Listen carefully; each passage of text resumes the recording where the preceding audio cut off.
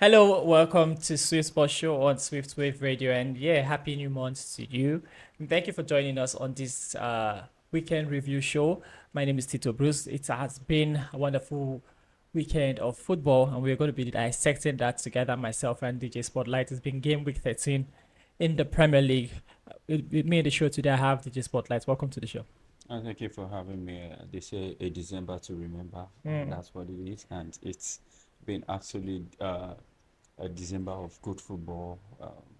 Whether your team win or loses, I mean, it just feels good to be here, Yeah, it's good to talking talk about football football. once Yeah. again. Welcome to the month of December.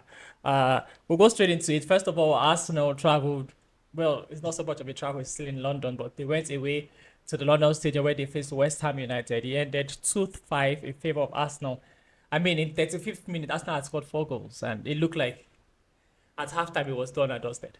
Yeah, it was a beautiful sight to see. I mean, it was a goal galore in that game. At some point, the team scored two. They scored two, and it was looking like okay, they were going to come back. But Arsenal proved that they were a better team Yeah. than their opponent, and which they showed, and they showed that class. And Saka has always been the standout player for Arsenal, and it feels good to see Arsenal coming back to winning ways. What do you think about it? I mean, it's still very far. Arsenal is 9 points behind league leaders Liverpool. Should we write Arsenal off at this time? I don't think we should write Arsenal off. I don't think anybody should be written off right now. I mean, to me, I still feel the league is still fresh, whether we like it or not. I feel it's a thing of who keeps it consistent, and I feel it's going to go all the way in competing. I feel the league is still very much open, whether we like it or not. Okay, away from the Premier League, let's go straight to uh, La Liga for now, where DJ Spotlight's team, Barcelona, did lose to Las Palmas. It ended 2-1. Lamine Yamal is back, Spotlight. I mean, last time we had the show, you said Yeah. Lamine was the reason why it wasn't working for Barcelona. But Lamine played this match and I mean, it's good to he have didn't him start, back. He but didn't start. Yeah, I mean that's the major thing. They actually just want to bring in gradually, and I feel for me that's not where the issue is. I feel the whole issue started from the fact that you have the first 11 at a Barca 20 anniversary ceremony, which is I was called the going to say gala. that, I mean, why would you? Yeah, 125 birthday, 125. and Barcelona lost on their birthday I in their mean, home ground. it's It's just so it's sad sad. having your first 11 at present at that celebration. I mean, Mm. this is a team who, you know, actually struggle at their last game and they are trying to get their group back, and you still have them at a gala celebration. I mean, I think who does that? I mean, you literally just give the made the league open to the likes of Atletico Madrid and Real Madrid as well. So I feel it's not, anybody's fault. Whatever it is right now they are facing, I feel it's as a cause of the team itself At the not beginning, preparing properly. at the beginning of the season, Barcelona were coasting, flying. What do you think is the problem? What happened? Like I said before, I think the problem is the fact that they have the first 11, present at that celebration. I mean, It's it, just a celebration. That didn't have anything to do on the pitch, but I let's think have it a. has a lot to do with. It's just a celebration before. I mean, they had celebration all week. Even Pep Guardiola sent a video where he was singing. It's just a celebration. I I don't think mean, that it's is. all an emotional period. It's 125 years celebration, and me, getting all those love from, I mean, various coaches and various players who has been through Barcelona. It's emotional. I mean, I feel Barca trying to get back to their winning ways and being in that state. I mean, if you see the game, you see the fact that they are playing like nothing is at stake, and which is very sad for me. I feel this is not the Barca we saw started the league and being flawless and being superb on all platforms. Okay, let's see how that goes. Spotlight is saying it's the celebration that caused it. I totally disagree with that. But let's come back to the Premier League where Chelsea, who it seemed under Enzo Maresca, has been doing so well this time against a very strong Premier League team. Talking about Aston Villa, Chelsea beat them 3 goals to nothing. I mean, Chelsea has been fantastic, whether we like it or not. I feel one of the missing puzzle has been uh, Palmer. Palmer has been fantastic for them so far. I mean, it feels like he has been that missing puzzle in the Chelsea side. I mean, he has brought balance, a whole lot of balance to the team, and he has been fantastic. And let's not forget, he's one of the uh, fastest, highest goal scorer. I mean, 30 goals in a in season his age. for Chelsea side, which is superb and amazing for him. I feel Manchester City should be regretting the fact that they let him go. There's this saying that talking about Cole Palmer that when he sees big teams, it's quiet. What do you think about that? I, Aston I Villa is a big team, right? I really don't think so. I really don't think so. Or whether we like it or not, it still boils down to a team sport. Football is a team sport. You don't expect him to always show that the team all the time. I mean, sometimes other players should rise to the occasion. I mean, he's been fantastic. Look at his record so far this season. It shows he has been superb. He has been the one, shouldering Chelsea. Without him, I really don't know where Chelsea will be right now. But trust me, it shows that he has, filling a whole lot of vacuum in that position. And I think kudos should be given to him, whether we like it or not. All right, talking about teams in England flying, Manchester United, since the signing of new coach Ruben Amorim, have been flying. I mean, in my opinion, this time around they faced Everton, beating them 4 goals to nothing. One thing I want to talk about in that match is Joshua Zexi. A lot of people, even Man U fans, wrote him off, but he did really well in that match.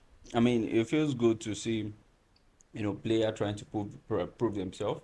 I mean, it's just a few games start for the new coach, and I feel like we still need to give him time, whether we like it or not. I mean, the players are really showing some commitment, unlike the other coaches, and I feel, understanding your player matters a lot. I feel here him coming into the team, I think he has settled in very well, and it still feels like the way he's being welcomed is very, very much appreciated by that, and I feel like he has placed his trust on majority of the players in the team, and I feel like they are giving him all he wants right now. So I mean, we with a couple of games. I mean, they've just played some few games. I think their next game should be I'm either looking forward to Arsenal. that one. I mean, Arsenal I mean versus that's Man U yeah. of I think Wednesday. that's the game where we need to really Yeah, know if you if can beat us, Man U yeah, fans, if you can beat obviously, us, the first Man U fan obviously, to enter my DM, obviously. I will buy credit for you. If Man U beat us on Wednesday, I'm saying that on air. Hold me to my word. Hold him responsible Yeah, though. it's not possible. Yeah. Beat me in my house. Obviously not. You know if I it feel happen. this is a game that will really prove if he's really capable of taking Mayu to the next It's level. not. I can't happen. Yeah. Not possible. All right. The big. Before we go to the big one, let's talk about Madrid. I mean, Mbappe. He didn't do well over the week in the Champions League, but he got the goal this time around. He missed a lot of chances, right? This was Madrid against Getafe, 2 goals to nothing. Bellingham scoring the second goal. I mean that's the point for Madrid so far this season. I think Mbappe keeps being on the score sheet, but not giving a good performance is another thing. I feel this is the point where he needs to prove himself, right? Because Vinicius is not Kids, yeah. presently in the team right now. He's playing in his preferred position right now, which I feel he should do better. I mean, he had three big chances and missed uh, uh, the most important ones. For me, I feel like he needs to still work on himself. He needs to go back to the drawing board and try to get it right Okay, for one Madrid. of the guys in the house, Alaji Kentro, keeps saying, he doesn't think Mbappe is having a bad season because he is scoring goals. So, do you think we're expecting too much from him? Do you think he's doing well enough, or we're just expecting too much from him? Yeah, well, are we actually expecting too much for him? This is a guy we placed beside the likes of the world best in the world, and that's in competing with the likes of Messi and Ronaldo and the likes of Neymar and so on and so forth. So I feel a whole lot of expectation is placed on him, and that's the reason why he's been struggling. And let's not forget the fact that he's moving to another different league It's a entirely, different a country. It's not different easy. country. I It's mean, not it's not easy. I easy. mean, we saw Messi move from Spain to France his first season. Yeah, it wasn't so He easy for was him it also. wasn't so Yeah. easy. He was struggling to adapt and all that. So I feel that's what he is actually going through. I feel he just needs to settle in as quick as possible because the big teams don't have time to, fans don't have time to really exercise patience for you to, Yeah. get it right and prove yourself right. Yeah, I So I agree think with he you. has to I work on think it. Mbappe is doing good enough for me, in my opinion. But before we leave the studio, let's talk about the big game from the weekend. It was Liverpool hosting Manchester City. Sadly for Manchester City, another loss. That is 7 games, 5 loss, sorry, 6 loss, and 1 draw. For Pep Guardiola, that's shocking.